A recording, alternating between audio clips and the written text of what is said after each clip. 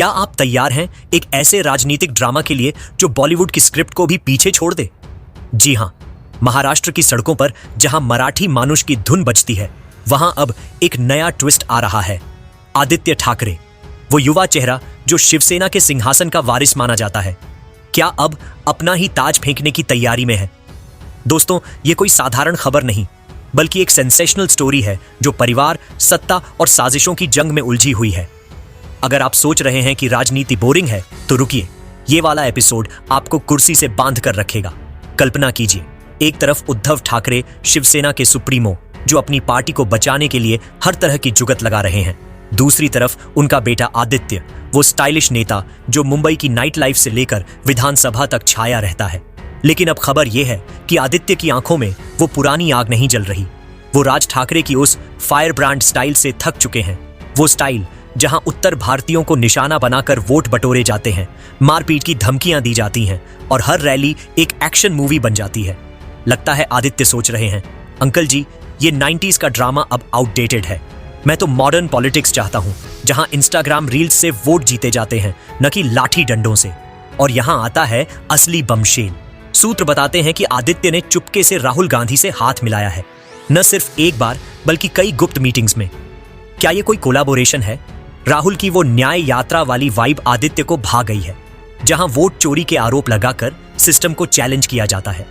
कल्पना कीजिए, Aditya press conference में खड़े होकर चिल्लाएं, वर्ली में वोट गायब हो गए। ये कोई जादू नहीं बल्कि साजिश है।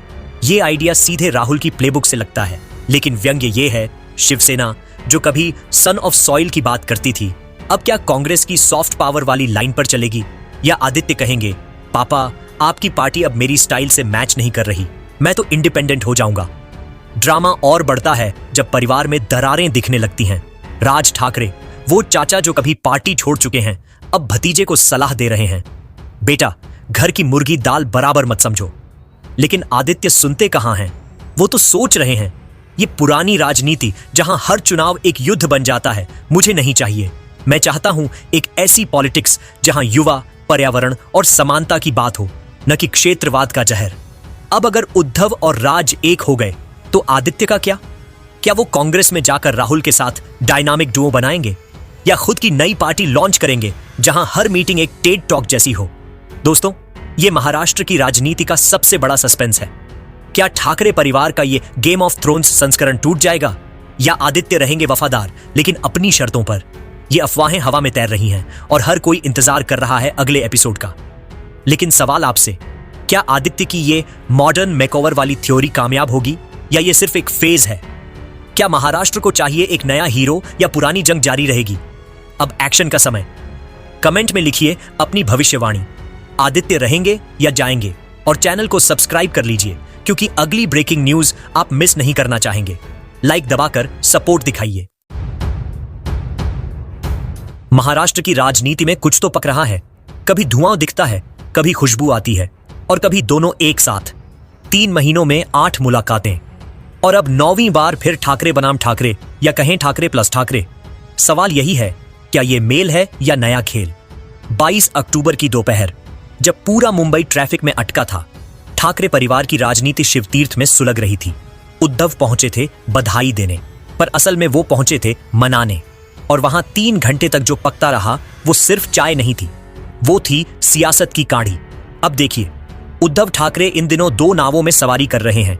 एक नाव है कांग्रेस की, जिसमें वो सुरक्षित महसूस करते हैं।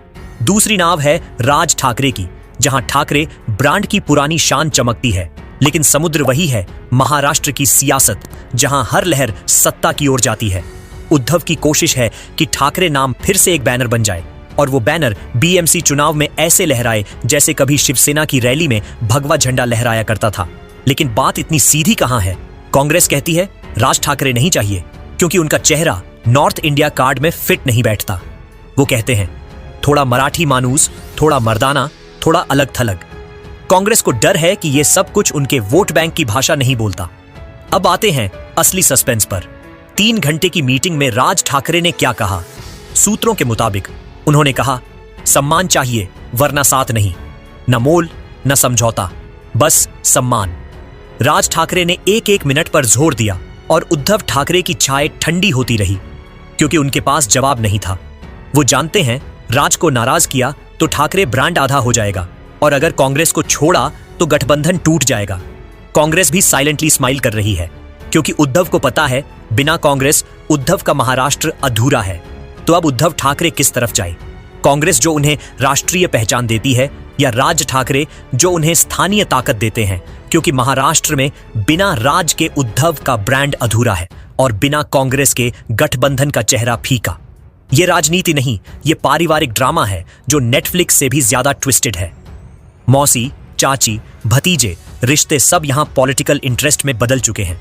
22 अक्टूबर को बर्थडे विश का बहाना था, पर अंदर चली 3 घंटे की बातचीत वो हैप्पी बर्थडे से ज्यादा हैप्पी अल्टीमेटम थी। राज ठाकरे जानते हैं कि यह सही वक्त है अपनी पोजीशन मजबूत करने का। बीएमसी चुनाव आने वाले हैं। मुंबई की कुर्सी, शिवसेना की पहचान और ठाकरे परिवार की साख सब दांव पर है। राज ठाकरे कह चुके हैं अगर इज्जत नहीं मिली तो मैं अकेला उतरूंगा, और उद्धव जानते हैं अगर राज अकेले उतरे तो भाजपा मुस्कुराएगी। तो अब उद्धव ठाकरे उसी फंदे में फंसे हैं जिसे उन्होंने खुद बुना था। कांग्रेस को भी खुश रखना है और ठाकरे ब्रांड को भी जिंदा रखना है। पर दोनों साथ कैसे रहेंगे? एक धर्मनिरपेक्ष, दूसरा प्रखर मराठी मानूस। कांग्रेस के लिए राज ठाकरे रिस्की कार्ड है और उद्धव के लिए लास्ट होप। राजनीति में कभी कभी चुप रहना सबसे बड़ा बयान होता है। उद्धव ठाकरे फिलहाल वही कर रहे हैं, चुपचाप हर मुलाकात को फैमिली मीटिंग बता रहे हैं। पर जनता सब समझती है, क्योंकि जब 8 बार मुलाकात होती है तो सवाल उठता है आखिर पक क्या रहा है ठाकरे किचन में। और देखो, राज ठाकरे भी अब वही पुरानी चाल चल रहे हैं। पहले नाराज होना, फिर मीडिया के सामने मुस्कुराना और फिर धमाका करना। Classic Thackeray politics. इस बार की जंग सिर्फ बीएमसी की कुर्सी की नहीं है, ये ब्रांड ठाकरे के रीलॉन्च की कहानी है।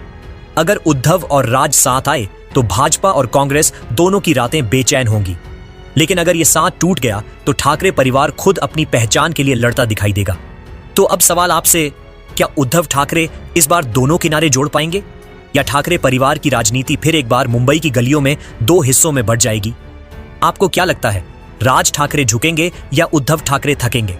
कमेंट में अपनी राय जरूर लिखिए। वीडियो को लाइक और शेयर कीजिए ताकि और लोग भी जान सकें कि महाराष्ट्र की इस सियासी साजिश में अगला चाल कौन चलेगा, राज या उद्धव। और हां, सब्सक्राइब जरूर कीजिए, क्योंकि आने वाला हफ्ता ठाकरे पॉलिटिक्स का सबसे ड्रामेटिक हफ्ता होने वाला है। तो महाराष्ट्र की राजनीति इस वक्त ऐसा मोड़ ले रही है जिसे देखकर आप हक्का बक्का रह जाएंगे।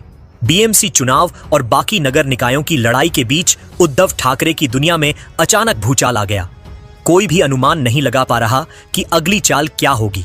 और सबसे बड़ा झटका आया जब राहुल गांधी ने सीधे तौर पर उद्धव ठाकरे को राजनीतिक झटका दिया। हाँ, बिल्कुल वो वही झटका जिसने उद्धव के किले में दरार डाल दी।